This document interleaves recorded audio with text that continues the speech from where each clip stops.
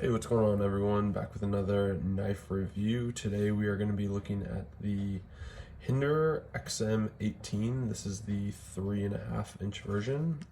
Here's the box that it came with. The particular version that I have, in realizing that there's a ton of different iterations, steels, colors, scales, etc. This one's going to be kind of like a more plain Jane, so it's a stone washed S45 VN, obviously titanium scales, G10 scales on the show side, and these three massive barrel spacers back here. Again, 3.5-inch blade. The version that I have is the Spanto, so we'll get into that in a minute. The version that I have also is the flipper, which this seems to be the most common version of this. Obviously, you are able to actuate this knife with the thumb studs as well, but the flipper version, that's the one that I have. As far as carry options go, so it is right hand only, but you can do tip up or tip down. So as far as measurements go, it has a closed length of 4.75 inches. When it's open, it has 8.25-inch overall length, and it weighs a pretty stout 5.6 ounces. This knife does come with Hinderer's tri-way pivot system, so it is running on bearings, but one of the actual kind of neat things, and I think unique to the newer iteration of the XM-18, is it's almost like they couldn't make up their mind. And I think a lot of companies that figure out which pivot system they want to go with, they'll just do that and stick with it. But Hinderer supplies you with phosphorus bronze washers as well as Teflon washers, and I think that's kind of interesting. Like I think I'm gonna keep running bearings on mine, but it is kind of telling. Like I wonder what caused them to do that. I mean, this isn't something you have to buy aftermarket to switch things up. Like they literally give you that, and they staple to it how to change out the tri-way pivot system. That's kind of interesting, but it's cool that you can choose. So if you're using this knife in a really dusty area, or you're just not a fan of bearings, you have options there right from the factory, and I think that's pretty forward leaning. Before we jump into the pros and cons of this, the MSRP on this, and it is kind of hard to find. Like I know you can get these direct from Hinderer's website, but a lot of times these are out of stock. But the MSRP, so far as I can tell, is about $450. So kind of keep that in mind, because I definitely did when I was thinking about comparisons and really delving into this knife. I've owned this one for quite a bit. This is the first XM-18 that I've ever owned, but as I've said in my past videos, and we'll get to it in a little bit, but I did own a zero tolerance 0561, which was Hinderer design, so very similar to that. And more recently, I picked up a 0562, which are very comparable knives. The one that I got is carbon fiber, and it was really interesting to put these knives together, being that this one is designed by Rick Hinderer as well, to kind of put them or pit them against each other and see what kind of came up on top. And I will be reviewing this at a later date as well, but with that, I'll jump into the pros. The first pro is just the classic design. I mean, certainly an XM-18 is one of the big three. So, Chris Reeve, this, and then a Strider S&G, which I brought mine out here for a size comparison. There's so many similarities between these knives, especially these two. Not so much the Chris Reeve and Cosi, I would say, but these two in particular, they share so many similar characteristics. And one of the things, like if you are looking at the XM-18 versus the S&G, I can say without a shadow of a doubt, like these being the same size knives and same basic idea, same ergonomics for the most part, the S&G, when you carry it and hold it, is like half the size, half the weight of this one. I mean, this thing is a absolute tank, and I mean that in the best way for the S&G. Like I really would like that Strider S&G still to this day. Again, we're at the end of June, still my favorite EDC folder. The next pro is the fact that, and spoke about it a little bit, but this thing is overbuilt just from the thickness of the titanium, the size of these giant barrel spacers, the blade thickness.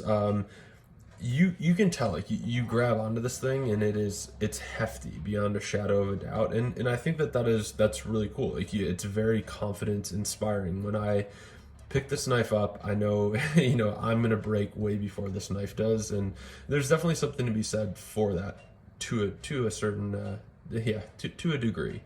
The next pro that I noticed were the ergonomics of this.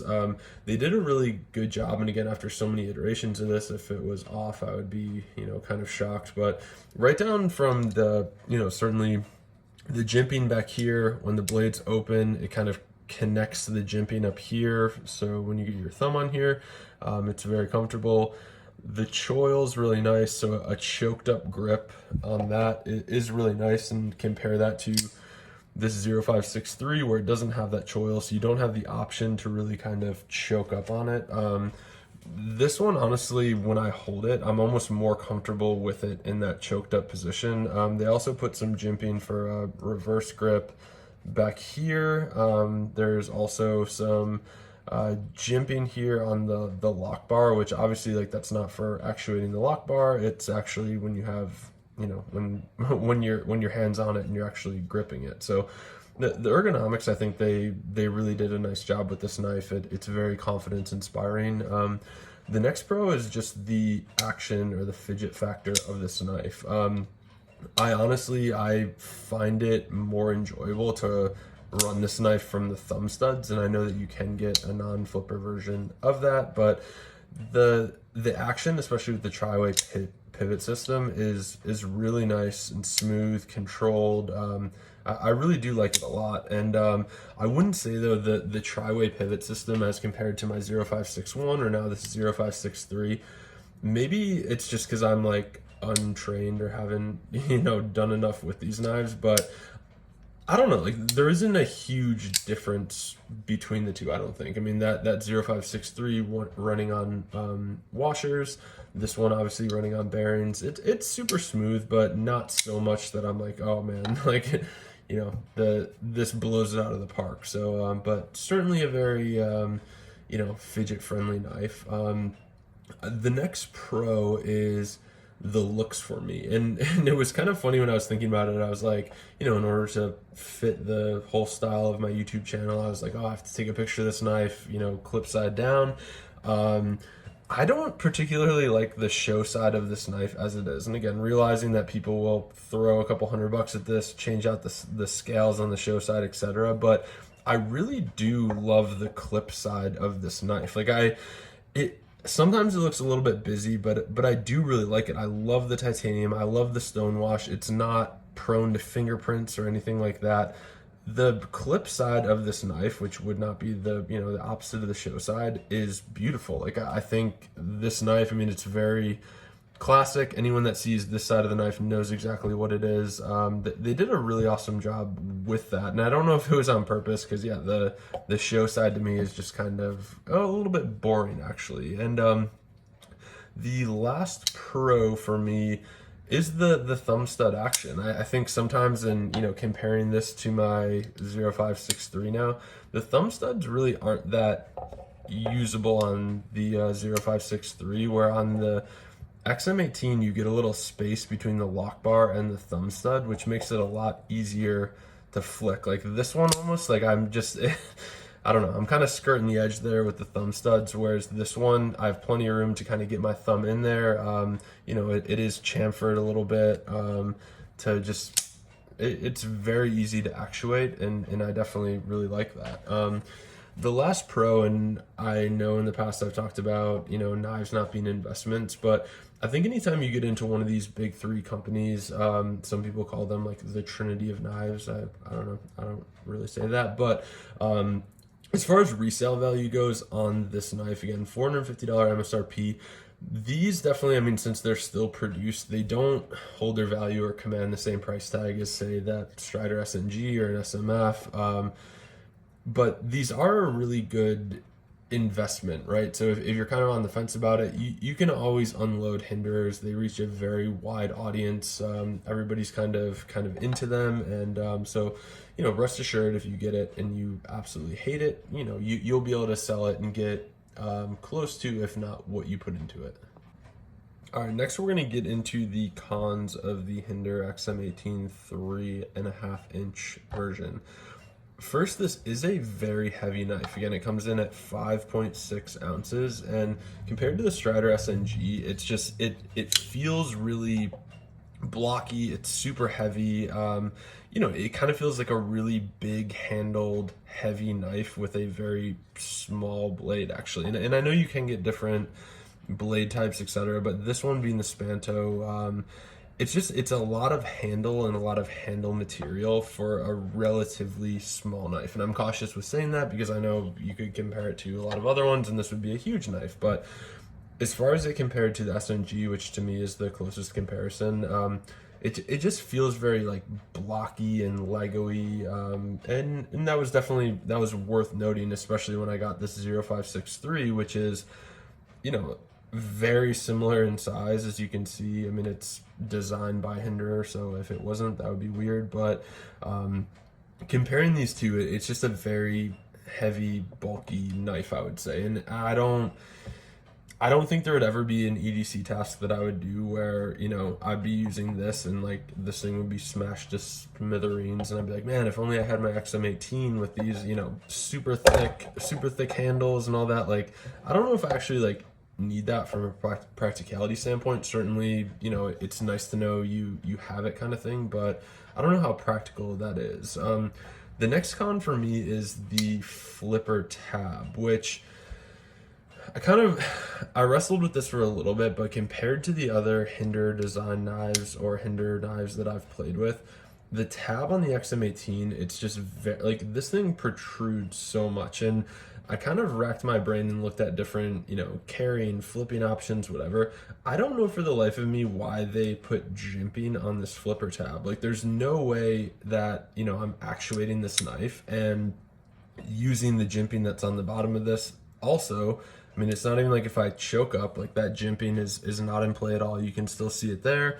If I'm holding it right here, that jimping's not at play. So it's just kind of weird. It was like wishful thinking. They were like, oh, like we'll create traction on this flipper tab. You really don't need it. And then, converse that to the 0563, which it's smooth, but it makes more sense. Like the flipper tab on this knife is just a lot more dull and rounded, and it makes more sense. This one's kind of pokey. It definitely sits up more. You really don't need that jimping because your finger, when you actuate the knife, is never going to come into contact with that. So that kind of had me scratching my head a little bit from a design standpoint. Usually knives that are this expensive, whenever there's, jimping, ergonomic things that are being done to the knife, you can tell why. And I don't know why the flipper tab on an XM-18 is has that jimping on it.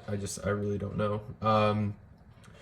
The next con for me is going to be the takedown with it. Now, realizing that they give you extra washers if you don't like this tri-way pivot system. The pivot system itself is just a flathead screwdriver. These are some Allen screws here, but the frustrating thing is, like, if you take this out and then you have to take these out, these barrel spacers, there's nothing on the other side to get friction to hold them in place. And so a lot of the things that I read online were saying basically, and I have not even tried to take it apart yet because I was like, I just don't want to deal with it right now, but these will actually spin around and there's no way to get friction on the one side to be able to break free and turn the other side. So that's just kind of a headache waiting to happen. I don't know why they didn't put some sort of key in the back so that you could actually get some sort of leverage on it to get those out.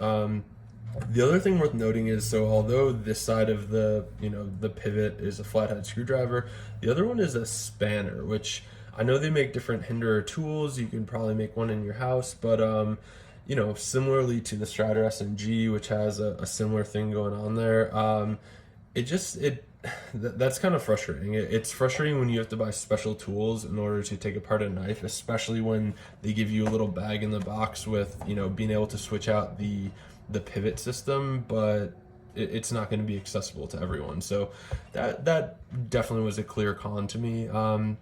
And then The last con that I have for this knife, and I thought about this for a while, I think it goes back to just the heavier, like, blockiness, overbuilt nature of this knife, but it is not very slicey for the size of this knife. And, you know, even the Strider, certainly, like, the blade stock on it, I'd say they're pretty similar, but you have, like, it's a wider blade, and it facilitates a much more slicey design. But comparing it to the Hinderer design, but zero tolerance 0563, it's a lot thicker than that, and I don't think you need all that extra girth and, like, you know, stock behind the blade. I really like the sliciness of the zero tolerance over the XM-18. And with that concludes my review of the XM-18. I will be reviewing this 0563 once I carry it more. But, you know, I think all in all, this is a timeless design.